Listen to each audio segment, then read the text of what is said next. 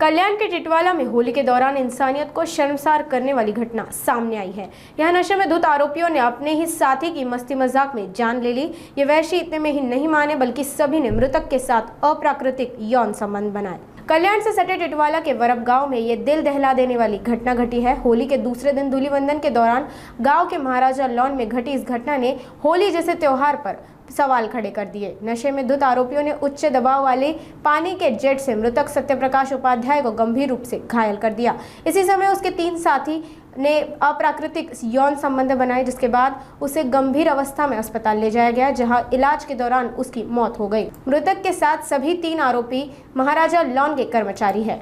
14 तारखेला धूलिवंदनाच्या दिवशी महाराजा लॉन्स या ठिकाणी येथील मयत सत्यप्रकाश उपाध्याय आणि त्यांचे इतर 3 मित्र धूलिवंदन खेळत होते, अंगावरती पाणी उडवण्याचं काम करत होते। त्यापैकी सर्वजण दारू पिलेले होते।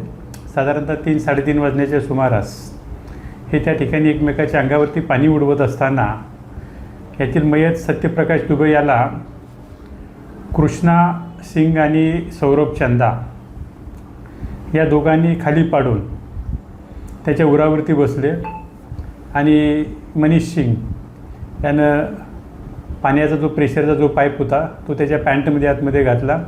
त्यामुळे पाणी प्रेशर असल्यामुळं त्याच्या गुदद्वारातून आतमध्ये गेलं। उपचारकामी त्याला पहिल्यांदा उल्हासनगर येथील हॉस्पिटलला आणि त्यानंतर KM हॉस्पिटल बोईवाडा या ठिकाणी ॲडमिट करण्यात आलं होतं। उपचार चालू असताना सत्यप्रकाश उपाध्याय मयत झालेला आहे।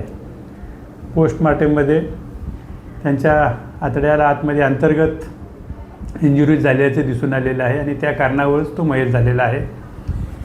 मनीष चैतामणी, कृष्णा सिंग आणि सौरभ चंदा या तिघांना अटक करण्यात आलेलं आहे। 4 दिवसाची पोलीस कस्टडी मिळालेली आहे।